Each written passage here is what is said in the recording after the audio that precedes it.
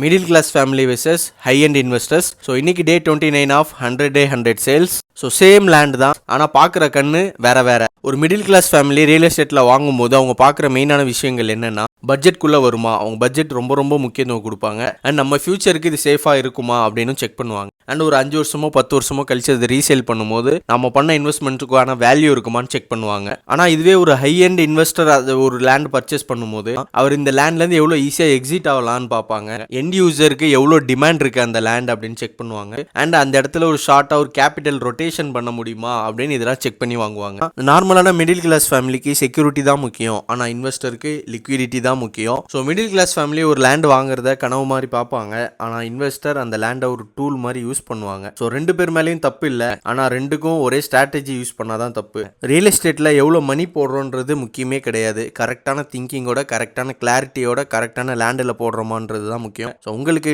Clarity தேவைப்பட்டுச்சுன்னா DM பண்ணுங்கள், நான் உங்களுக்கு கிளாரிட்டி கொடுக்குறேன். தேங்க்யூ.